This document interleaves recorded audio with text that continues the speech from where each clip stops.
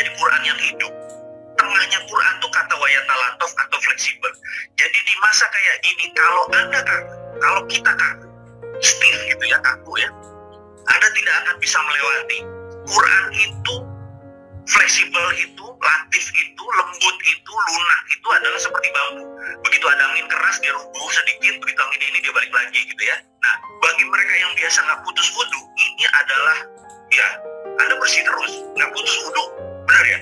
Dan ini sebenarnya Rasulullah sudah ingatkan, di agama Islam sudah diingatkan lama bahwa orang yang bersih, yang nggak putus wudu lah kita ininya, itu nggak mungkin kena corona gitu ya. Jadi saya ini merasa tertantang ingin berkontribusi sekali lagi buat agama saya, buat agama kita, buat guru-guru kita, ustadz-ustadz yang mengajari kita. Saya ingin berkontribusinya begini.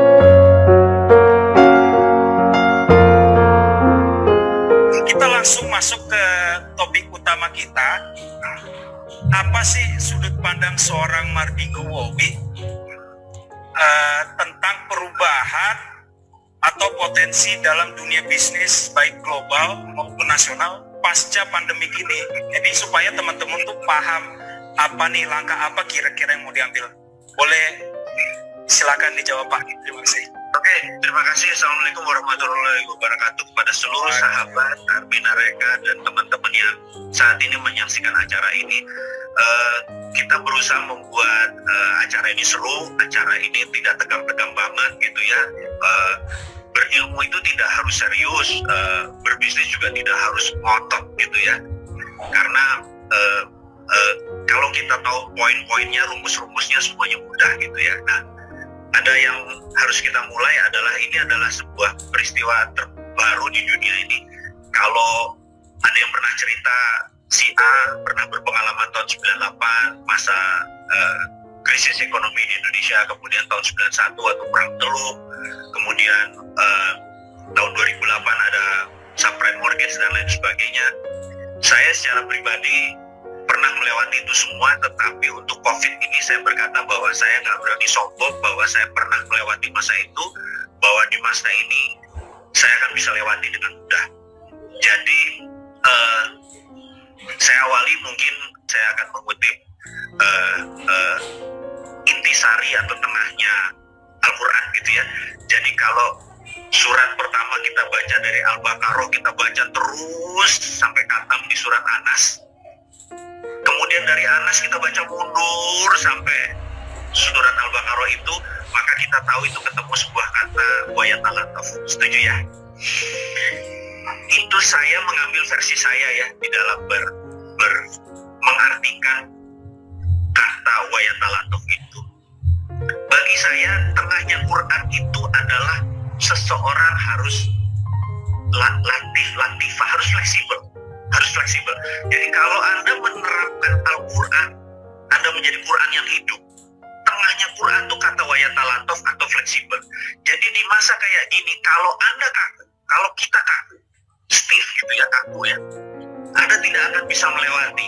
Quran itu, fleksibel itu, latif itu, lembut itu, lunak itu adalah seperti bambu.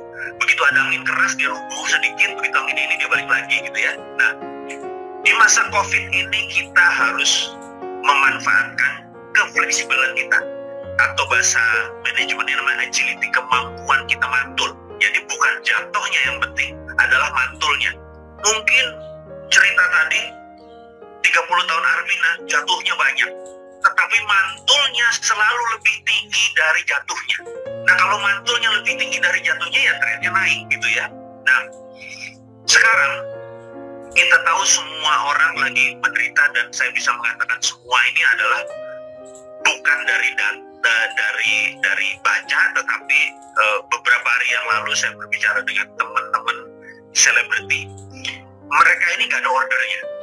Bisa bayangin, selebriti nggak ada ordernya. Kenapa? Karena TV itu banyak yang menghentikan acara. Jadi TV saat ini banyak rerun, boleh diperhatiin. Dia nggak berani buat acara baru. Kenapa? Karena yang iklan turun. Jadi yang dulu iklan itu 10, sekarang cuma 4-5, bayangin turun. Nah, kalau turun income-nya ya dia overhead-nya turun. Jadi para penikmat yang dulu kejayaannya TV, bintang-bintang hostnya segala macam, sekarang mereka nggak ada kerjaan. Dan ini bisa bayangin kenapa turun, yang mengiklan kenapa turun, karena daya beli orang turun, karena mendadak gara-gara social distancing orang nggak belanja, jadi belanjanya lewat online. Nah, yang di fisik ini turun. Nah, 2 bulan ini benar-benar mempengaruhi banyak, itu dari sisi dunia retail gitu ya. Kemudian kita lihat dunia properti sudah 5 tahun ini memang nggak tumbuh sebaik 2014 ke belakang. Nah, terus COVID ini juga membuat sesuatu yang baru, tetapi kita ingat bahwa perubahan itu selalu ke arah yang lebih baik. Ini saya note ya, perubahan itu selalu ke arah yang lebih baik. Contohnya, ada yang bilang COVID ini menyebabkan new normal gitu ya. Pertanyaan, new normal itu apa? Sebenarnya apakah nanti setelah ada COVID ini lewat terus sesuatu semuanya baru? Jawaban saya tidak. New normalnya cuma sedikit, yaitu behavior atau perilaku kita mendadak menjadi lebih bersih. Kebiasaan wudhu yang tadinya hanya kalau mau bersolat, mendadak hampir wudhunya disarankan setiap hari. Dan bagi mereka yang biasa nggak putus wudhu, ini adalah ya Anda bersih terus, nggak putus wudhu, benar ya? Dan ini sebenarnya Rasulullah sudah ingatkan, di agama Islam sudah diingatkan lama bahwa orang yang bersih, yang nggak putus wudhu lah kita ininya, itu nggak mungkin kena corona gitu ya. Jadi kebiasaan bersih ini mendadak seluruh dunia diajarin gitu ya. Sebenarnya ini ngajarin wudhu sebenarnya gitu. Jadi higienis dan cleanliness itu new normal gitu. Jadi sekarang makan aja kita pilih yang bersih, baru keluar aja kita bersihin, dan itu new normal. Bagi saya adalah alhamdulillah semesta mengingatkan bahwa wudhu itu adalah solusi sejak dulu kala gitu ya. Dan sekarang mungkin pakai sabun, daripada pakai sabun ya udah wudhu aja sekalian, jadi nggak putus wudhu, benar nggak? Ini bagi saya adalah pencerahan, tapi kita kan nggak bicara agama terus karena kita tahu bahwa ada yang nanti tersinggung. Tapi ini kalau komunitasnya Muslim semua, saya langsung saya lega gitu. Saya biasanya kalau komunitasnya multi itu saya harus jaga perasaan orang. Kalau sekarang saya ngomong ini loh aslinya saya, bener nggak? Ini. Nah, balik ke topik utama. Jadi memang benar bisnis banyak yang merugi, tetapi Mas Rusdi dan teman-teman, ada 20% bisnis yang saat ini tumbuh gitu, yaitu mereka yang sudah kenal atau sudah lama join dengan digital bisnis. Jadi digital itu bukan marketingnya saja digital, tapi accounting sistemnya sudah pakai POS, point of sales, distribusinya sudah pakai, kemudian iklannya dan marketingnya sudah pakai, dan sistem di kantornya udah pakai. Jadi udah 4.0. Jadi bukan sekedar digital marketingnya saja, jualannya lewat on air, enggak, tetapi dia bisa ekspor ke luar negeri hanya dengan pencet tombol, itunya sudah langsung pabean, ngurus ini dan sebagainya. Itu namanya manajemen 4.0 atau digital 4.0. Dan mereka yang udah 4.0 nggak ada masalah dengan COVID gitu ya. Nah, dan ini adalah time to change, merubah. Jadi saya senang sekali tadi saya dapat inspirasi bahwa visinya Armina Reka tidak pernah berubah.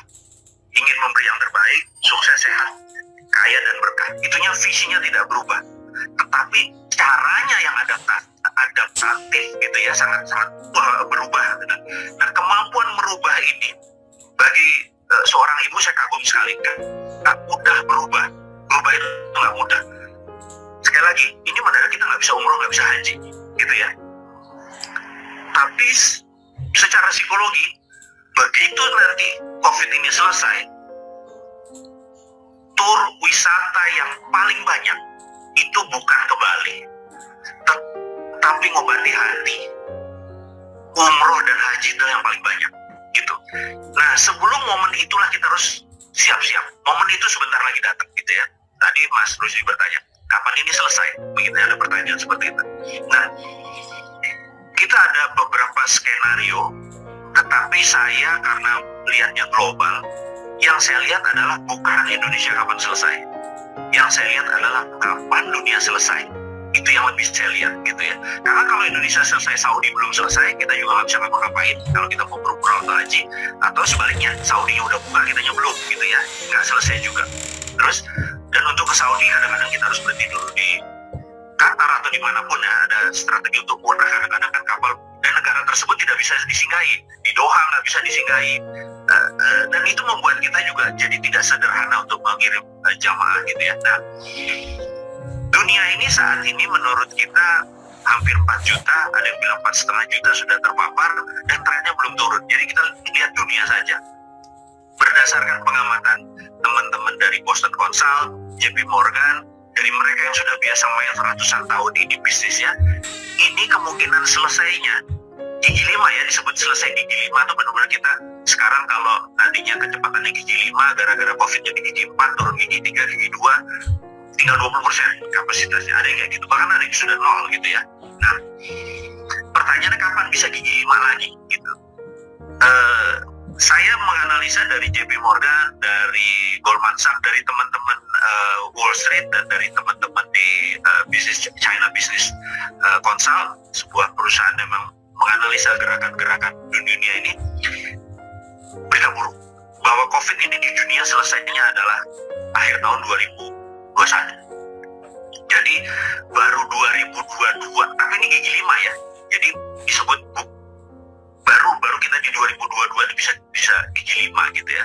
Nah, ini nggak mudah nih buat kita, karena kalau kita saat ini banyak yang sudah mantap itu makan tabungan gitu ya. Jadi hidup kita sudah bayar dari tabungan. Nah, ada orang yang tahan 4 bulan, bener nggak? Tabungannya. Ada yang tahan 6 bulan gitu ya. Tapi jujur, saudara-saudara kita di bottom of pyramid itu 2 hari sudah habis dia gitu. Nah, inilah yang membuat kita, kesempatan kita untuk tangan di atas, kita harus rela membagi. Ingat, harta itu nggak dibawa mati, bener nggak? Jadi bantulah teman-teman yang di bawah ini gitu. Nah, saya minta izin sedikit di momen ini. Sekali lagi saya minta izin ke Mas Rusdi. Silakan Pak, silakan Pak. Jadi saya ini merasa tertantang ingin berkontribusi sekali lagi buat agama saya, buat agama kita, buat guru-guru kita, ustadz-ustadz yang mengajari kita. Saya ingin berkontribusi. Ingin berkontribusinya begini. Saya merasa saya ini bukan anti dolar, saya benci bahkan gitu ya sama dolar, karena sejak tahun 1971 dolar itu memprint uangnya tidak pakai emas lagi gitu ya. Dan bisa bayangin, dia ngeprint dolar itu suka dia gitu. Terus entah bagaimana di seluruh dunia ini, bahkan di kampus-kampus diajari bahwa dolar adalah mata uang dunia, sementara Amerikanya si POM itu nerbitin gitu aja gitu ya. Nah, saya dari dulu berpikir, kemudian di tahun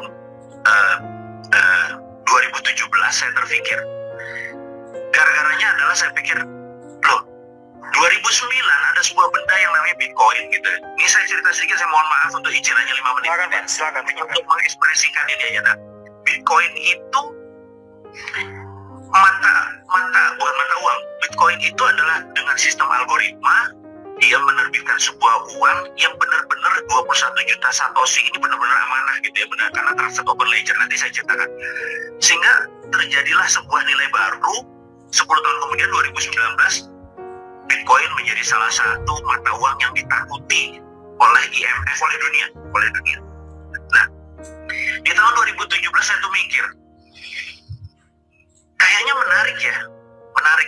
Nah, saya mundur sedikit, mungkin teman-teman sudah tahu, saya mundur sedikit. Tahun 2000, saya waktu itu bertiga ingin membeli perusahaan yang namanya Google. Google belum alfabet waktu itu. Google lagi mencari dana, kayak saya, kalau sekarang, dunia sekarang suka right issue gitu ya.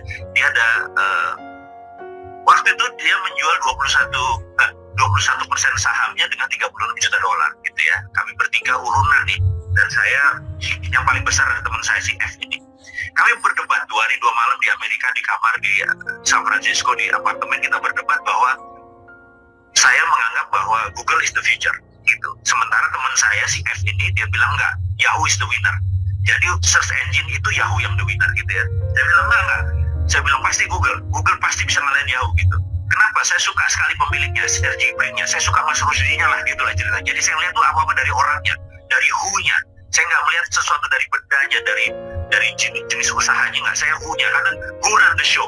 Ibu ini adalah anchor-nya. Semua ada bisnis umroh, tapi kenapa ibu bisa besar? Karena putusan ibu ya. Jadi who-nya saya lebih mementingkan di dalam bisnis. Jadi mudah-mudahan teman di dalam melihat bisnis bukan sekedar apanya dan profitnya berapa, angka bisa diatur, tetapi who run the show, siapa yang akan menjalankan itu jauh lebih penting. Nah, saya lihat Sergey Brin dan lain temannya, saya bilang ini orang futuristik, ini orang punya visi, seperti Armina punya visi gitu ya. Nah, tapi sahabat saya ini bilang no, Yahoo is the winner. Jadi akhirnya kita nggak jadi gitu ya. Di 2018 kami kumpul lagi makan siang, dia bilang dulu coba kita beli Google ya, kata dia. Jadi 21% itu kalau sekarang nilai Alphabet kan 1.000 billion atau 1 triliun dolar. Jadi kalau 21% itu adalah 210 billion dolar. Itu sama dengan APBN Indonesia gitu ya. Kan nyombong ini nyombong. Yang jelas itu nggak jadi dibeli aja gitu kan. Jadi ya itu cuma kita cuma jadi bahan omongan kita aja. Nah, suatu hari di 2017 saya tuh merasa, kan saya lama di Department of Defense, saya lama sekali di bidang dunia. Saya kalau hari Rabu dulu adalah bagian analisis dan strategis dari Lembaga Pertahanan Indonesia. Jadi dunia data bagi saya. Jadi kalau Senin, Selasa dan hari biasa saya adalah Peter Parker, kalau hari Rabu saya Spider-Man, gitulah kira-kira ya. Saya punya split personality gitu. Pada saat Spider-Man ini saya jadi NKRI garis lurus gitulah kira-kira gitu ya. Nah, jadi saya tahu bahwa di tahun 64 pemerintah Amerika tuh bilang kita harus punya bentuk telekomunikasi yang lain. Dulu kan telekomunikasi itu cuma PSTN, telepon kabel itu yang pakai dial gitu ya. Itu namanya PSTN. Kita harus punya bentuk lain dalam komunikasi. Mereka akhirnya DoD, Department of Defense atau Menteri Pertahanan, Kementerian Pertahanannya Amerika membuat sebuah studi, akhirnya disetujui. Tahun 69 berdirilah yang namanya internet gitu ya. Jadi seluruh bisnis, selama Anda pakai internet, siapa yang pegang? Nah, udah nggak usah jawab ya. Jadi Alibaba misalnya, Tencent, dia pakai apapun selama pakai internet, datanya dipegang, nah gitu sebagai. Nah, WWW adalah darlingnya internet, ya. Sama, Bitcoin itu darlingnya blockchain. Tapi blockchain bukan Bitcoin gitu ya. Ini ya sekedar hanya untuk ngebayangin aja. Jadi teman-teman kan generasi milenial semua, saya sama ibu doang yang kolonial ini berdua gitu ya. Jadi kita di situ saya bilang bahwa kayaknya blockchain is the winner gitu ya. Saya mikir enggak, pasti blockchain is the winner. Jadi ini pertaruhan lagi. Jadi 2008 saya waktu itu menjaminkan sedikit emas saya membuat Sironium. Jadi mosok Bitcoin yang nggak pakai nggak pakai jaminan aja pembelinya banyak. Kalau saya pakai jaminan emas, saya terbitin Sironium, harusnya banyak yang beli gitu. Begitu kita launching 2018 Juli, jalan bagus, alhamdulillah. Toto disemprit sama Bank Indonesia, prit gitu ya. Wah, kenapa nih saya bilang gitu? Menurut Bank Indonesia adalah di Indonesia cuma boleh rupiah, tidak boleh mata uang lain gitu ya. Terus saya bilang, lah kenapa Bitcoin boleh? Oh, Bitcoin yang punya asing gitu. Oke, kalau saya bikin perusahaan di Malta, PT Sironium Global, kemudian saya akuisisi PT Sironium Indonesia, Sironium jadi global company, betul nggak? Ya. Dan boleh berada di Indonesia nggak? Boleh. Dia bilang gini, bukan boleh. Ya boleh sih, tapi Anda NKRI-nya mana? Kami pajak hitung dari mana? Saya bilang, Pak, saya bikin Bapak nggak boleh. Saya tarik keluar, Bapak bilang nggak ada NKRI-nya. Bapak punya apa sih? Bener nggak? Itu regulator tuh selalu kok bingung dia. Mau menegakkan sini salah, menegakkan sini. Akhirnya start dari Malta. Jadi global company. Tapi NKRI saya bilang nih nggak bisa nih, nggak bener nih. Saya kan emang bener itunya keluar. Lalu 9 bulan yang lalu saya merenung. Saya bilang, nah, saya mau melakukan terobosan. Jadi saya ambil jaminan emasnya tadi gitu ya. Saya ambil jaminan emasnya lagi. Saya ubah bisnisnya. Jadi ini Sironium 2.0 gitu ya, saya ubah. Nah, saya akhirnya merubah adalah begini. Oke, saya tetap pakai rupiah. Jadi kita nggak melawan Bank Indonesia, tetap pakai rupiah. Tapi saya pengen rupiahnya sekarang ada underlying, paham ya, underlying ya. Nah, sahabat semua, jadi hari ini tanggal 20 Mei, Hari Kebangkitan Nasional, juga hari di mana kita berbicara bisnis dengan Armina, ini adalah Hari Kebangkitan Nasional. Hari ini saya minta izin kayak tadi untuk menyatakan bahwa Anda punya ATM kan, sahabat, gitu ya. Benar nggak? Mas Rudy punya ATM. Mas Rudy taruh Alhamdulillah. Banyak, alhamdulillah. Mas Rudy taruh uang di ATM, betul ya? 10 juta gitu. Ya. Nah, di tempat kita di Dinaran ini namanya Mas Rusdi bener pakai ATM 10 juta. Nah, di ATM-nya nanti ada 10 juta dan setara nilai 11 gram gitu ya, misalnya 11 gram. Nah, ATM ini berlaku di seluruh GPN, jadi mau tarik tunai, mau tarik edisi segala macam, karena memang alat bayar. Begitu Mas Rusdi belanja 1 juta, maka gramasinya turun, Otomatis kepotong ya. langsung kepotong. Iya. Kalau Mas Rusdi diamkan, harga emasnya naik, ini ikut naik. Ikut naik. Kalau harga emasnya turun, dia ikut turun, Pak. Tapi ingat ya, harga emas turun, harga luar juga, harga barang-barang juga ikut turun. Jadi, Setuju. kita tidak punya riba lagi, benar nggak? Betul. Ini artinya riba ini, karena dulu untuk inflasi, dengan uang 10 juta kita taruh di deposito 5% supaya kita tidak kena inflasi. Tapi bunganya riba. Kalau kita sekarang ini rupiahnya dengan dinaran ada emasnya, membuat tidak ada riba dan inflasi lagi. Jadi uang kita bebas riba, bebas inflasi. Ini jihad terbaru saya. Namanya dinaran. Saya ingin teman-teman saat ini. Jadi kita mulainya nanti jam 20.00, belum sekarang. Jadi baru nanti di launching. Jadi Hari ini Pak. Jadi Mas. maaf, ini belum launching. Jadi ini adalah bentuk jihad saya yang baru. Saya pengen kita berbasis emas kembali ke namanya dinaran gitu ya. Berbasis emas dulu, karena kalau kita menerbitkan dinar nanti dibilang mata uang mana lagi, BI teriak-teriak lagi. Jadi udah, uangnya tetap rupiah, tapi rupiahnya sekarang punya underlay, punya emas. Dan ini emas saya taruh sebagai jaminan. Dan ini sekarang ke depan saya harapkan ini menjadi terobosan teman-teman yang ingin bebas riba. Karena gini, tahun 2010 di Indonesia terjadi fenomena yang menarik yang kita sebut hijrah 1.0. Jadi teman-teman berhijab, teman-teman pakai wardah gitu ya, teman-teman menutupi auratnya, itu adalah gerakan hijrah 1.0. Kemudian tahun 2017, 2018 terjadi fenomena baru, hijrah 2.0. Apa itu hijrah 2.0? Makanannya mau halal. Jadi kenapa kalau kita lagi di kutu bingung makan, dia udah pilih abnormal, karena di abnormal itu makanannya sertifikatnya halal, ada musolanya gitu ya. Fenomena makanan mau halal ini adalah 2.0, hijrah 2.0. Yang menarik sekarang adalah sejak 2020 awal ini semua orang ingin hijrah 3.0, yaitu income-nya mau halal gitu ya. Nah, udah kerja capek-capek, kena inflasi, taruh di bank, kena riba, ngerti nggak? Masuk neraka juga, sama aja. Nggak ngomong kita. Nah, dengan adanya dinaran ini kita harapkan hal itu tidak terjadi lagi. Jadi, sahabat, mungkin saya malah jualan, tapi nawa itu saya bukan jualan. Nawa itu saya adalah saya ingin mengingatkan bahwa yuk stop riba. Karena jangan-jangan ini adalah hukuman kita nih, dapat corona ini misalnya ya. Saya ya gitu.